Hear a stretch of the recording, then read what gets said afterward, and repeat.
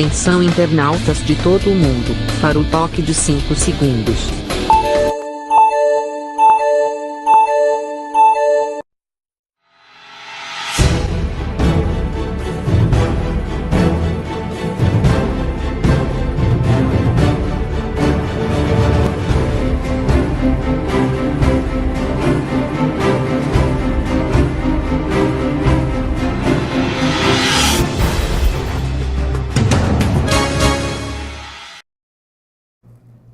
Alô, gente amiga, começando mais um programa Sérgio Cruz aqui pela viamorena.com. O presidente eleito, Jair Bolsonaro, que deve ser diplomado nesta segunda-feira, indicou no final de semana ser o último ministro da relação de 22. A princípio previa-se a manutenção de 15 ministérios, depois para 20, agora 22. Espera-se que seja o limite, né, do número de ministérios. Aliás, eu nunca achei que precisasse reduzir o número de ministérios. Eu acho que 25 ministérios, dentro do formato do governo brasileiro, era... Aliás, não há muito o que se reclamar no Brasil aí, a não ser essa corrupção desenfreada que não está apenas no Poder Executivo Federal, mas está em tudo quanto é poder, né? Poder Executivo, Poder Legislativo. O menos sujo, menos corrupto que existe ainda é o federal. Porque se você baixar nos estados e municípios, você vai ver que a coisa a sujeira é muito maior, a lata de lixo é muito maior. Você pega agora pelo Rio de Janeiro, por exemplo. Hoje de manhã,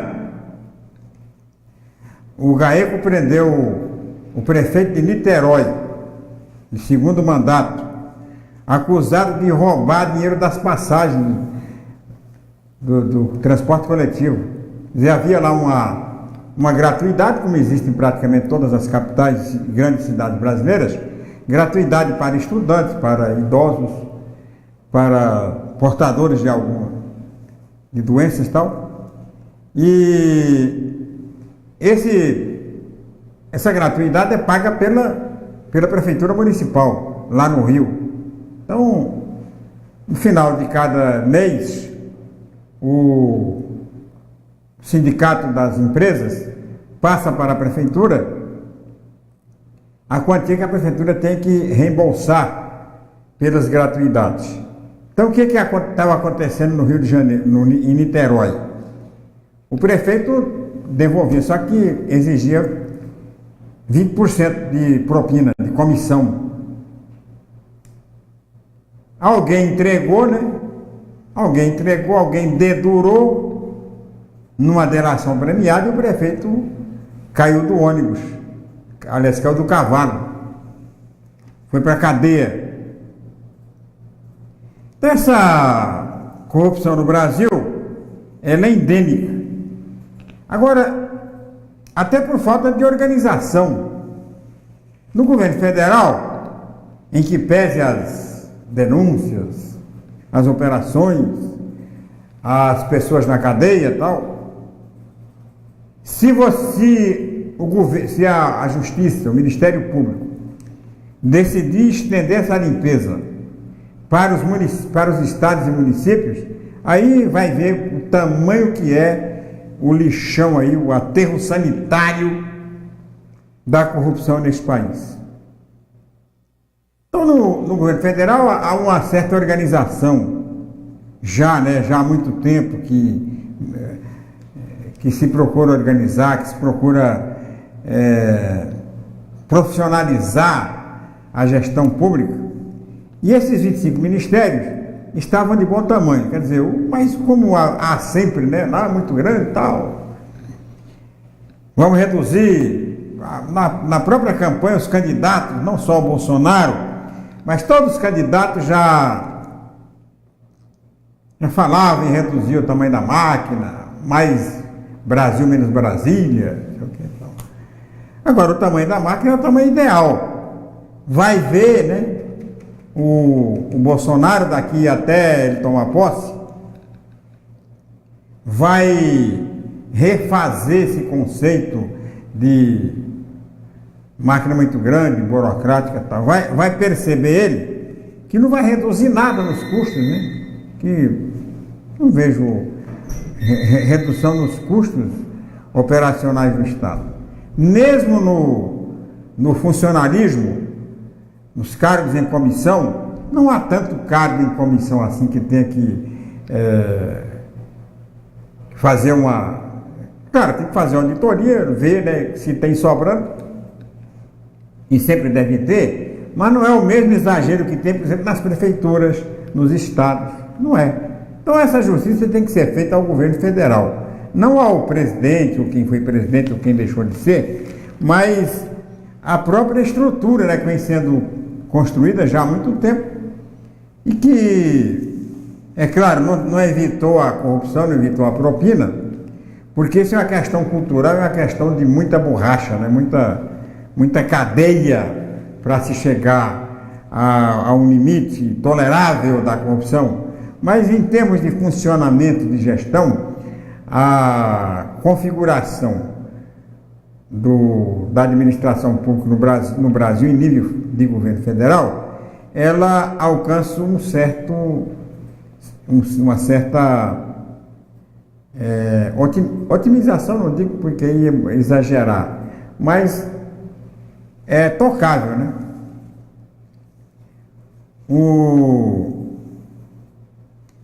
presidente eleito antes da diplomação estava falando, anunciou o último Ministério do Meio Ambiente, foi para lá Ricardo Salles, que foi secretário de Meio Ambiente no governo de São Paulo, responde lá réu numa ação por improbidade administrativa, foi candidato a deputado federal pelo Novo e perdeu a eleição. Não se sabe da sua capacidade de gestão junto à pasta, até porque ele foi secretário durante pouco tempo, já saiu para ser candidato a deputado federal. Mas na propaganda dele, né, que ele foi candidato a deputado federal, ele preenche todos os requisitos exigidos pelo eleitor do Bolsonaro para preencher o cargo. Inclusive, o número dele como candidato era 3006, é o número de uma munição, que ele usou, inclusive, na propaganda dele, né? Que era para usar contra javali, contra sem terra, e contra uma porção de coisas, contra o roubo e tal. Então ele preenche, né, do ponto de vista ideológico, ele preenche os requisitos exigidos pelo eleitor do Bolsonaro, aquele que votou no Bolsonaro, né? Votou por convicção, votou por entender que uma virada à direita ia consertar o Brasil, que o senhor Ricardo Salles está exatamente no lugar certo, chegou na hora certa, no lugar certo, e vai para um ministério cuja ação o presidente Bolsonaro pretende flexibilizar. No caso das licenças ambientais, que ele acha que são muito burocráticas e demoram demais, que podem naturalmente ser flexibilizadas à medida que os organismos que expedem as licenças sejam melhor equipados, porque o que tem prejudicado a liberação das licenças ambientais, segundo a justificativa dada pelo IBAMA, pelo IMASU, etc. e tal, é que tem muito pouco técnico, muito pouca gente para analisar os processos. Então aí demora muito, porque tem que ser muito bem feito, para evitar que aquele processo seja apenas uma questão de burocrática e tal, não leva em conta as observações de ordem técnica exigidas pela lei para liberar as licenças. Outra coisa que o meio ambiente pode fazer é acabar, né, reduzir a indústria da multa ambiental. Eu não vejo nenhuma indústria da multa. O que eu vejo aí é um verdadeiro deboche de quem é multado, né, porque vai ser multado, não vai pagar a multa, vai ter sempre uma anistia daqui a pouco, se não um refis daqui a pouco. Então, mas ele preenche, né? Pelo que ele defendeu na campanha eleitoral, ele preenche as condições para exercer cargo não só de ministro do meio ambiente, como qualquer um outro, né?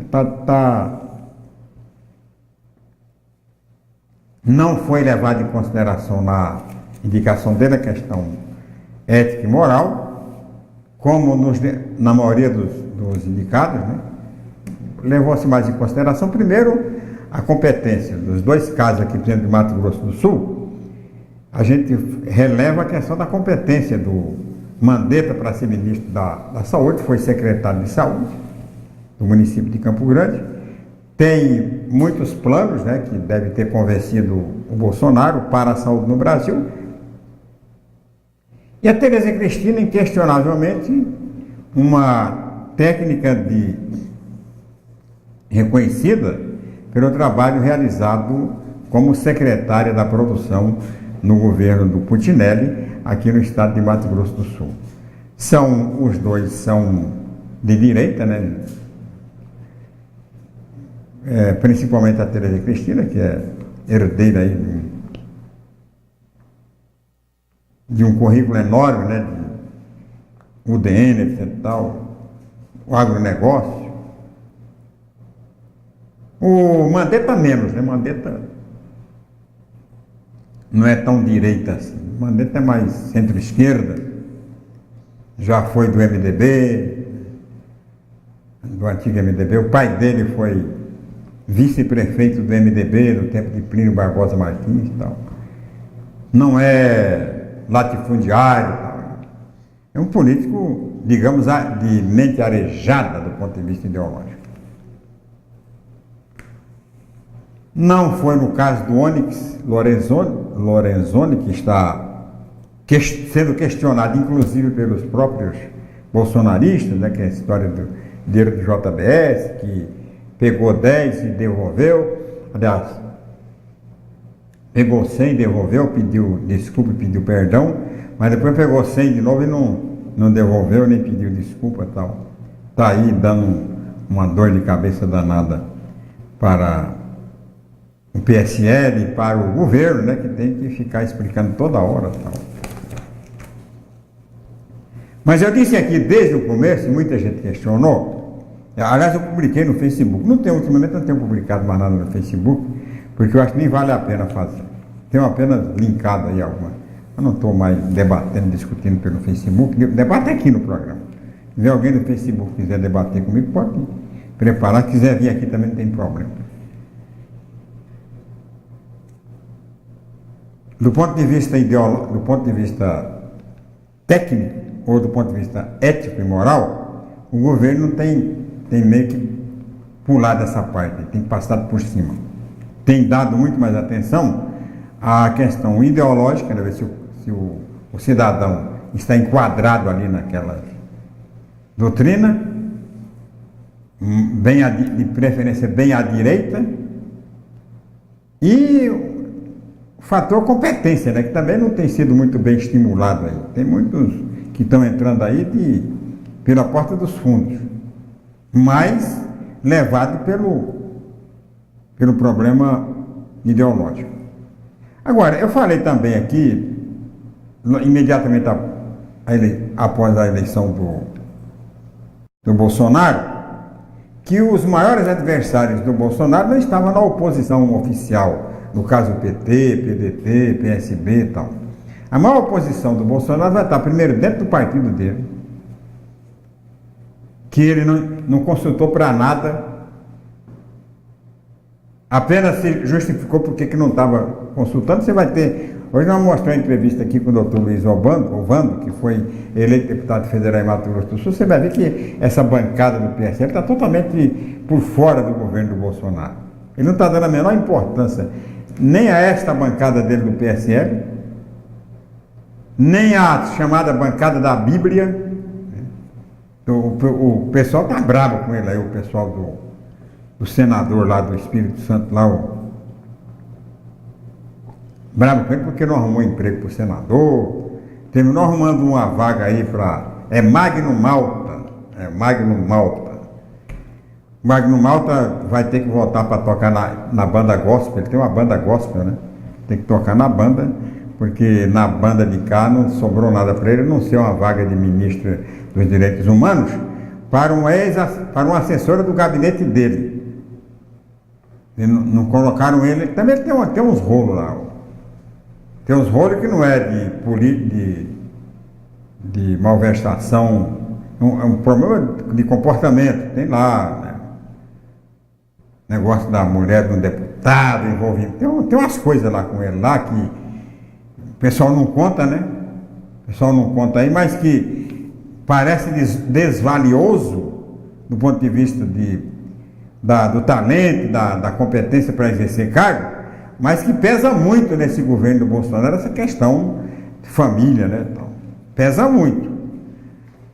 Apesar do próprio Bolsonaro já estar na terceira família, mas pesa muito esse negócio de família no governo dele, porque ele foi, né, o candidato da família. Então não vai colocar para ministro da família e dos direitos humanos uma pessoa que tem encrenca, que tem problema de família, como é o caso do Magno Malta, que agora esse deu azar, hein, meu? Esse estava no lugar errado, na hora errada, deu tudo errado para ele. Era na lista dos candidatos a vice-presidente do Bolsonaro, ele era o primeiro da lista. Não aceitou, não quero, tal. A segunda da lista era a Janaína Pascoal, que preferiu ser candidata a deputada estadual em São Paulo e foi historicamente a mais votada deputada estadual do Brasil. E esse Mourão era o terceiro da lista. Era o terceiro. Dizer, o Magno Malta pisou, né? Deu bola nas costas. Agora está aí, se lamentando, chorando, tentando fazer oposição, jogar a bancada da Bíblia, né, que tem mais de 100 deputados, contra o presidente da República e tal. Melhor aceita que dói menos. Aceita que dói menos. Eu comentei agora há pouco na minha crônica do meio-dia na Difusora Pantanal sobre essa pressão em cima pressão, sobretudo dos órgãos de imprensa, dos órgãos de imprensa, tá? A Globo, a Folha de São Paulo, tal. Toda a imprensa brasileira tem dado um relevo, um destaque que eu acho muito excessivo, né? Essa história do COAF, envolvendo o deputado Flávio Bolsonaro, deputado estadual, eleito senador da República, lá no Rio de Janeiro. Que Rosalvo Inácio,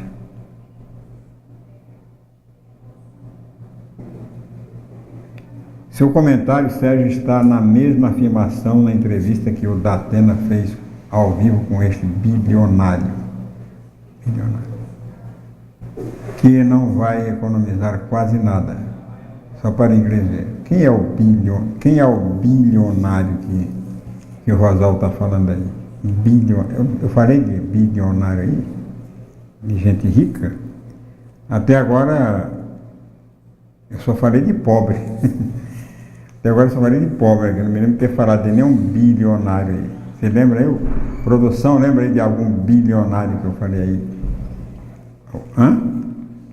Não? Não me lembro de ter falado de bilionário. Falei de algum bilionário aí, lembra? Alguém? Bilhão todo. Hã? Da rádio? É. Também falei de algum bilionário lá? Não. Não. Eu não falei de bilionário. São tantos bilhões que eu não me lembro de ter falado, né? Mas o Rosal, você pode... Seja mais claro aí, né? Dá o nome do peixe aí.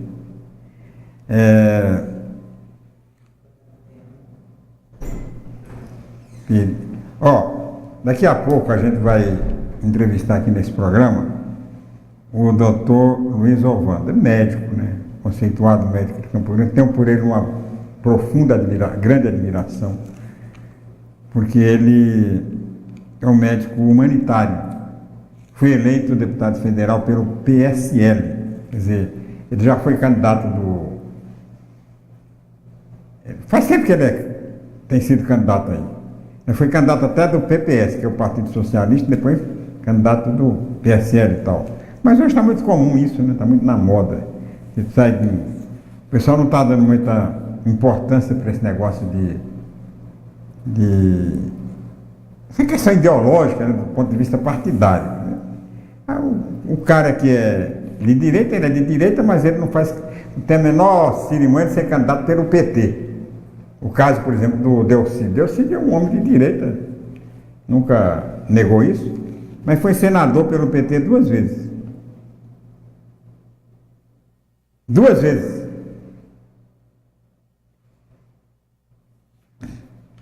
Candidato pelo PT. Então estamos combinados, hein? Daqui a pouco, depois do intervalo,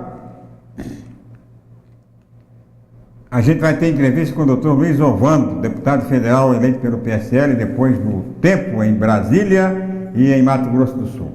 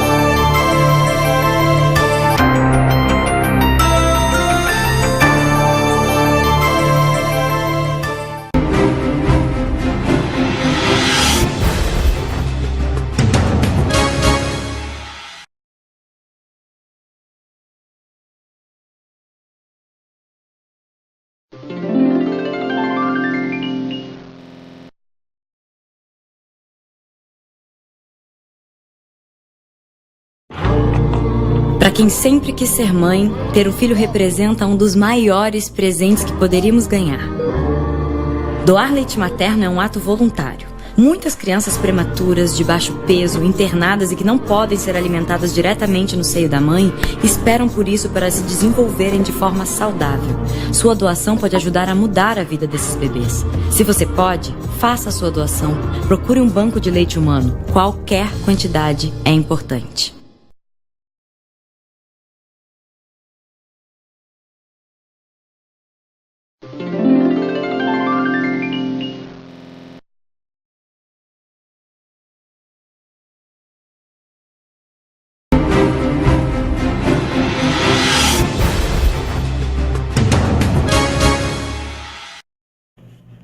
Voltando com o programa Sérgio Cruz aqui pela viamorena.com, tem aí o Osman Carlos.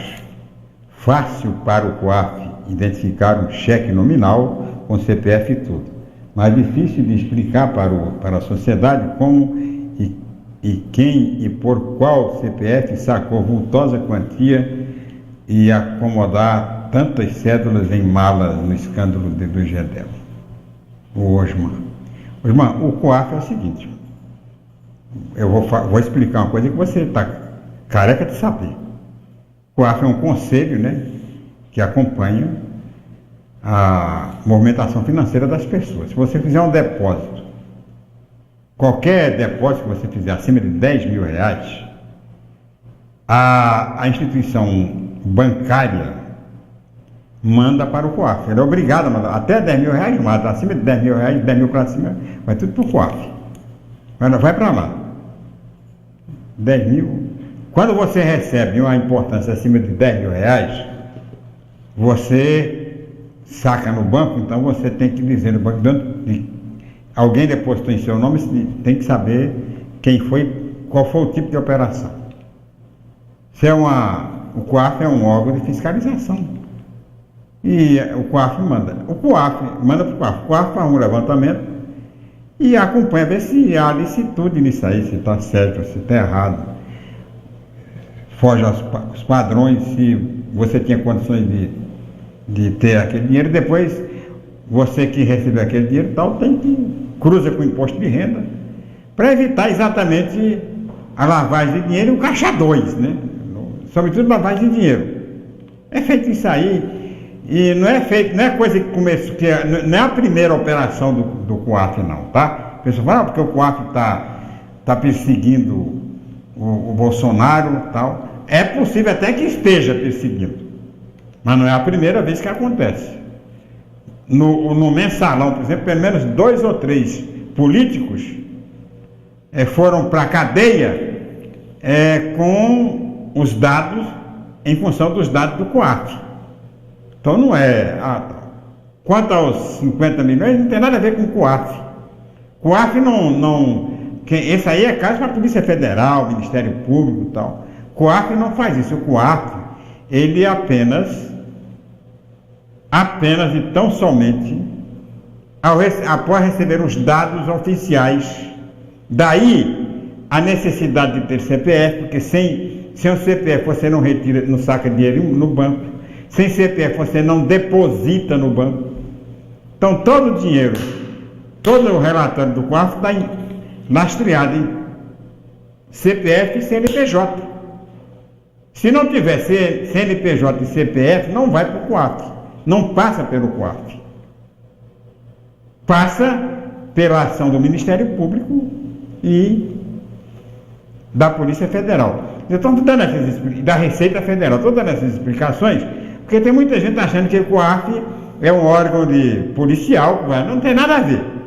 Função do COAF, estabelecida numa lei de 1998, sancionada pelo Fernando Henrique Cardoso, tem essa função. A função de fiscalizar dinheiro, movimentação financeira supostamente ilícita, porque tem lá o CPF e o CNPJ. Aí vai levantar, mas esse cara aqui tem aqui uma movimentação suspeita. Encaminha para o Ministério Público. É suspeito isso aqui, no mínimo suspeito, encaminha para o Ministério Público. Vai pegar lá a movimentação financeira do Sérgio Cruz. Pô, Sérgio Cruz, será que ele ganha o suficiente para tal? Esse cara está movimentando demais essa conta, vamos levantar. Encaminha para a Receita Federal, para ver se o Sérgio Cruz está declarando na Receita. Então é isso aí a função do COAF. Pegou essa movimentação, como havia lá no Rio de Janeiro, né? Os deputados estavam praticamente todos envolvidos naquele processo que terminou botando 4 ou 5 ou 6 ou 7, 8 ou 10 na cadeia. Estão lá os deputados estaduais. Foi levantado de todo mundo, todo deputado estadual. E chegou no Flávio Bolsonaro, que também é deputado estadual do Rio de Janeiro.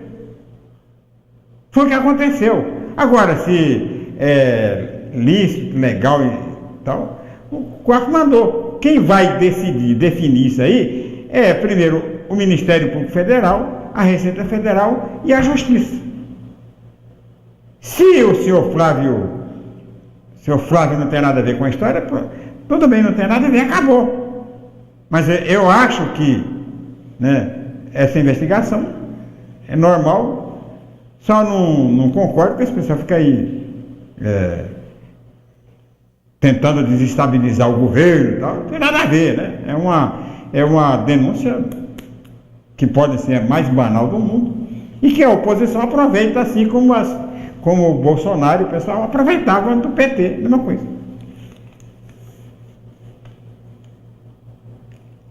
Esse Alex Mota Andrade aí, ele está sempre me enchendo o saco, né? Porque eu sou velho. Sérgio Cruz, acho que você precisa descansar, eu também acho. urgentemente, nada nessas palhaçadas de Globo e COAF podem acusar. É triste você perder tempo com motivos petistas. Se o Jair Messias Bolsonaro for ladrão, sou o primeiro a falar contra ele. Um abraço. Ô Alex, ninguém está chamando Bolsonaro de ladrão. Nem a Globo chamou, nem o COAF chamou, ninguém chamou. É aquilo que eu estou falando para você. Eu preciso descansar. Agora você precisa conhecer melhor, né? Descer desse seu fanatismo, desse seu fundamentalismo e procurar botar o pé no chão, descer do palanque, compadre. Já está na hora de descer do palanque, como ganhou a eleição. Quem ganhou, ganhou, quem perdeu, não. Quem ganhou, ganhou, quem não ganhou, não ganha mais. Agora está na hora de descer do palanque e encarar a realidade de uma gestão pública, de um governo do Brasil. Não é o governo de uma pequena cidade, não, é o governo do Brasil. E o governo não vai ser... O governo vai colocar um ministro aí de Justiça e Segurança Pública que não abre mão do COAF. COAF é uma coisa que o próprio Sérgio Moro exigiu. Por quê? Porque ele acredita nas ações do COAF. Porque o COAF não tem como inventar. Não tem como fraudar na denúncia, porque está ali, ó. Você foi lá, depositou, tem o número do seu cheque, sua assinatura, tal, seu CPF, seu CNPJ, no caso da pessoa jurídica, e vai direto para o Ministério Público. O COAF levanta, né, faz o levantamento, não é uma persuasão, é um conselho que vai ser mudado agora pelo Bolsonaro. É claro que o Bolsonaro vai colocar pessoas ligadas a ele, vai tirar os petistas que tem lá dentro, né? Mas o COAF continua a mesma coisa. O Sérgio Moro vai continuar, vai ser o chefe do COAF? Não, o COAF vai estar ligado ao Ministério da Fazenda, mas não tem chefia, não.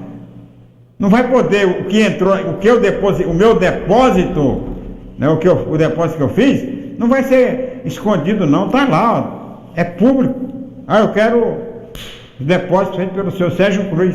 O cidadão vai lá, de acordo com a lei da transparência, e levanta. O Ministério Público não precisa nem recorrer, né? Não precisa nem pedir por... Vai lá e levanta. Então não tem. E não...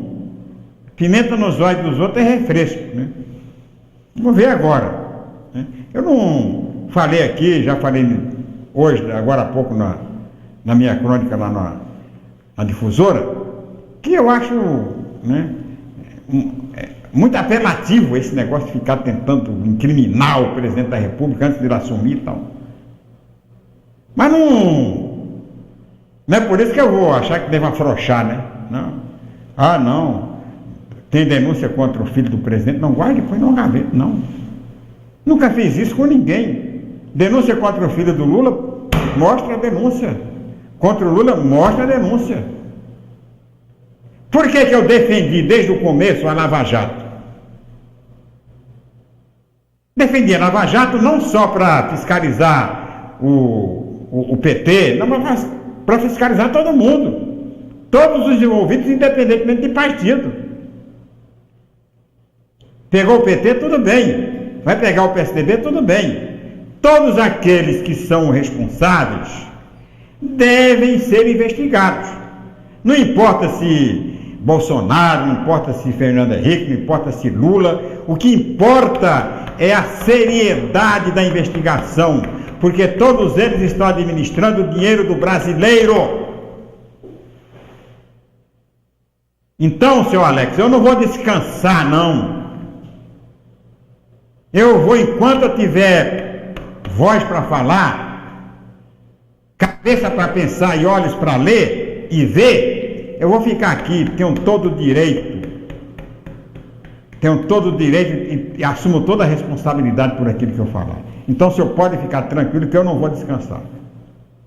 Vou continuar falando, vou continuar provando aquilo que falo e vou continuar colocando essa cadeira que está ao meu lado à sua disposição, seu Alex e qualquer um outro, para vir debater comigo. Para vir debater com o velhinho aqui, com o velho caduco.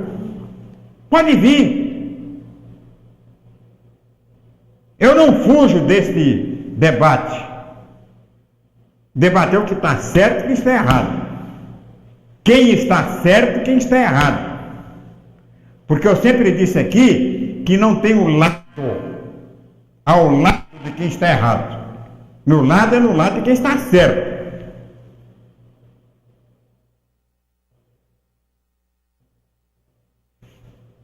Muito bem. Certo e errado, muito obrigado pelas pessoas que têm participado do programa. De repente eu quebro um pouco a minha normalidade aqui, em cima de provocações, né? Que as pessoas, eu não gosto do tal de preconceito, né? Eu me lembro quando eu era jovem, eu era criança, eu sofri bullying na escola porque eu era negro e pobre.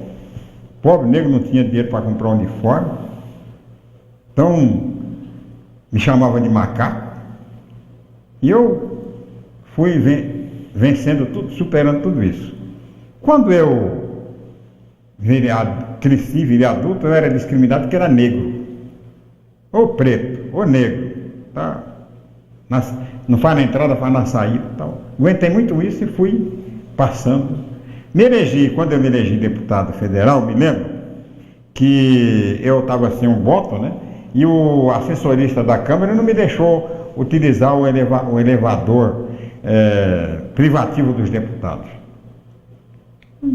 Quando eu fui receber meu primeiro diploma em Cuiabá, em 1974, me tiraram da cadeira, eu estava sentado esperando para ser chamado, me tiraram para colocar um outro deputado eleito, porque eu não tinha cara de deputado. Aí, tudo bem, passei por tudo isso, né?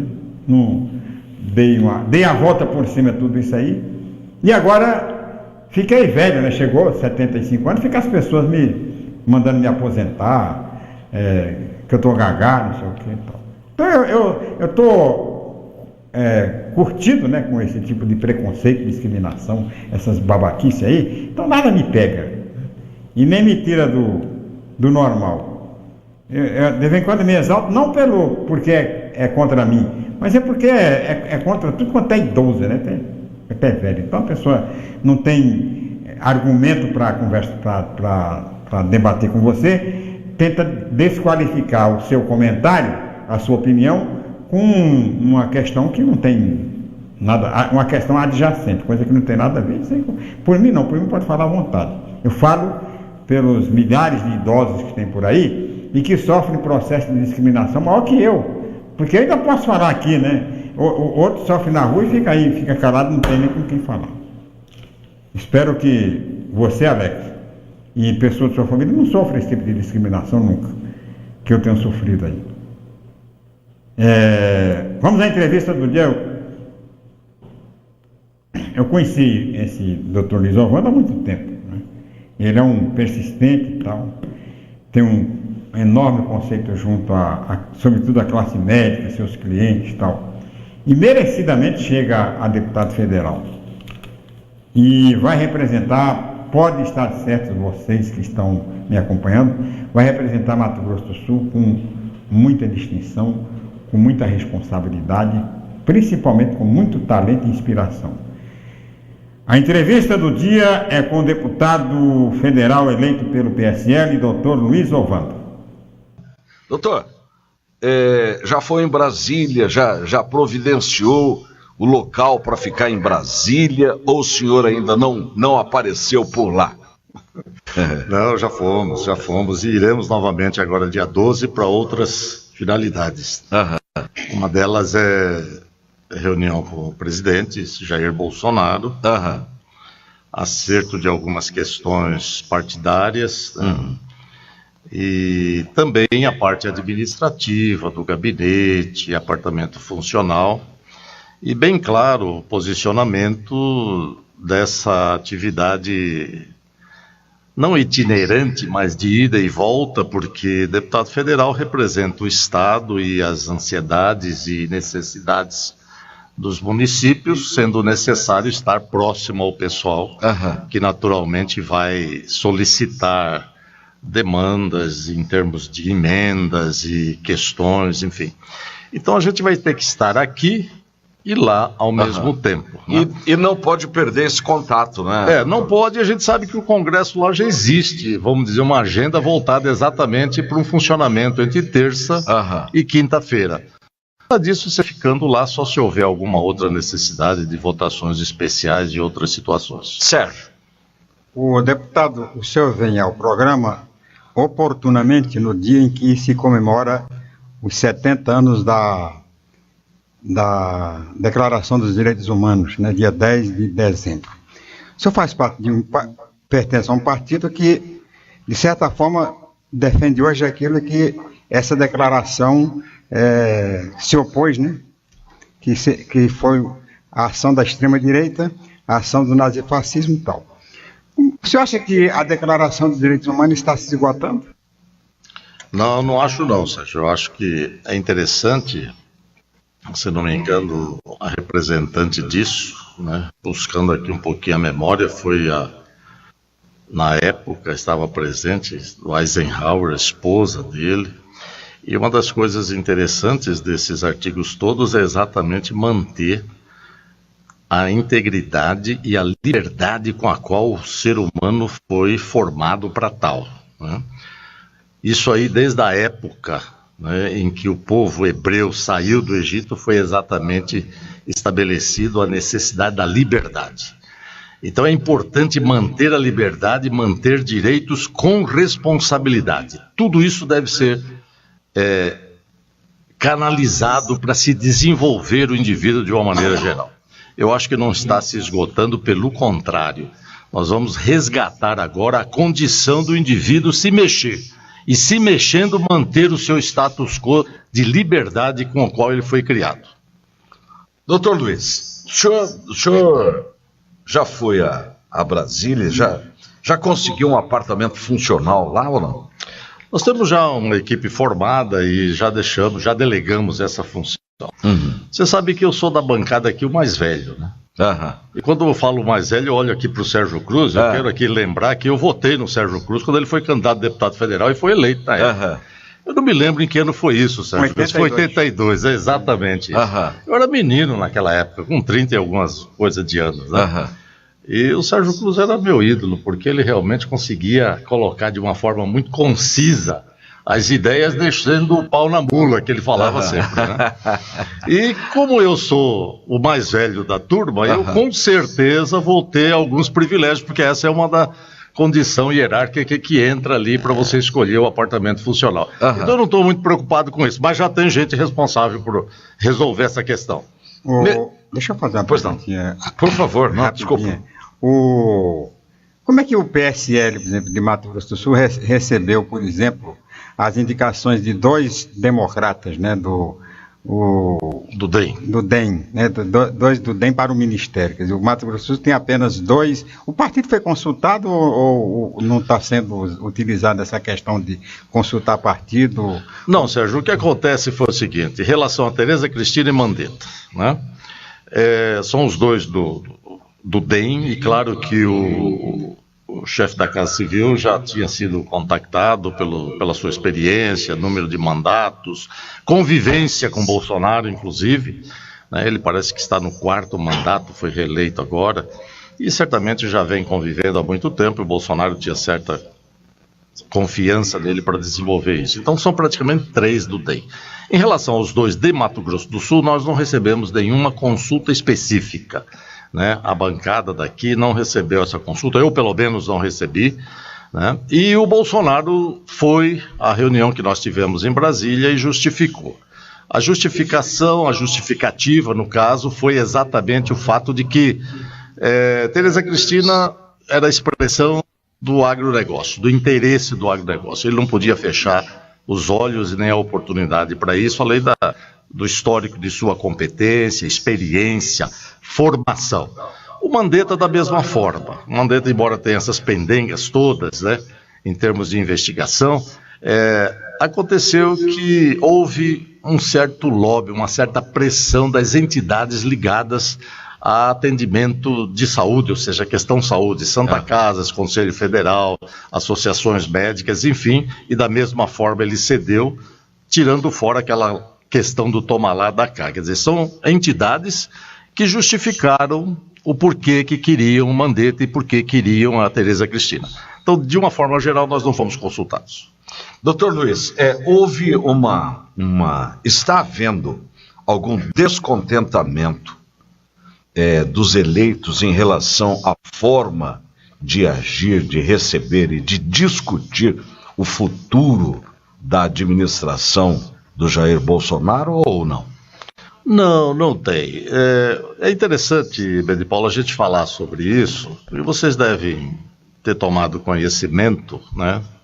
E eu acompanhei, porque eu estou aqui num grupo, né, que são os parlamentares do PSL, né, em que houve uma certa discussão, né, em WhatsApp entre a Joyce, que é uma deputada federal eleita, jornalista por São Paulo, com uma votação expressiva de votos, e também o próprio Eduardo Bolsonaro, né? E mais alguns outros. Eu dei a minha opinião. A grande questão começou exatamente pelo problema da liderança do partido. Quem tem liderança é quem tem mandato, né?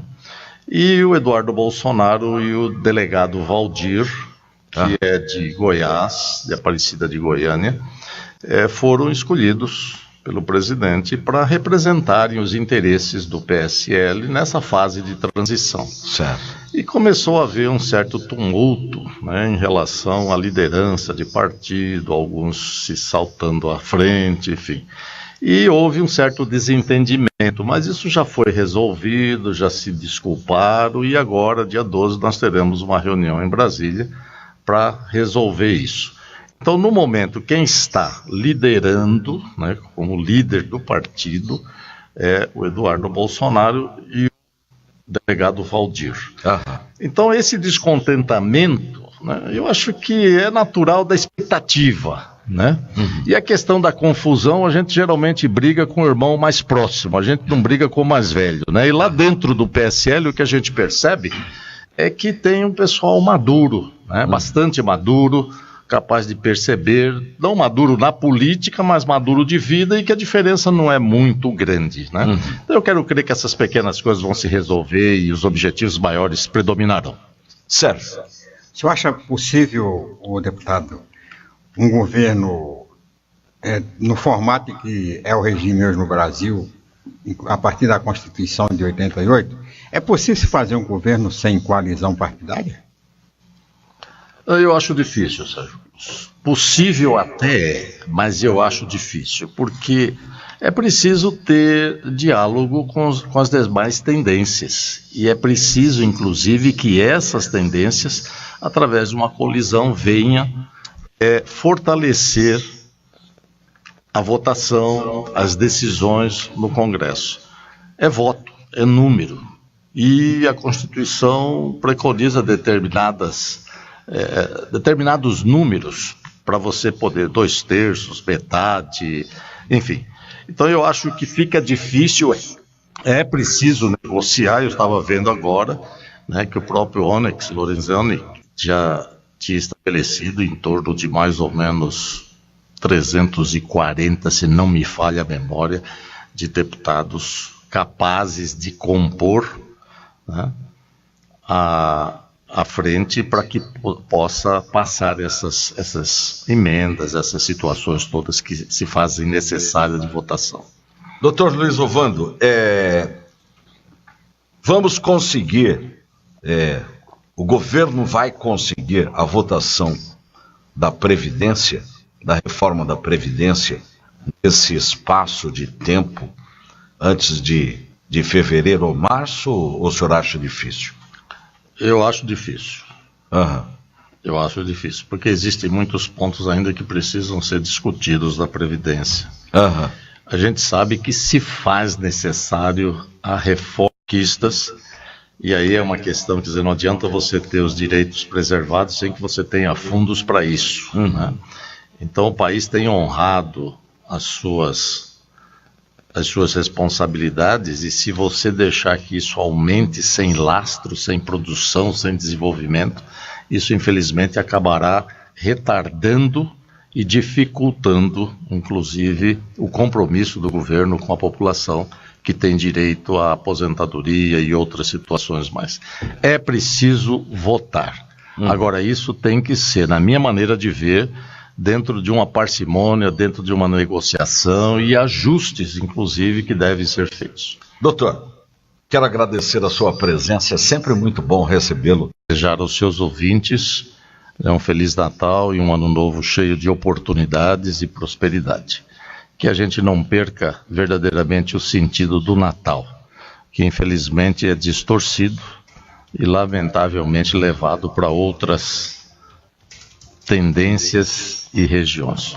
Muito obrigado, que Deus os abençoe a todos. Deputado Federal Luiz Ovando.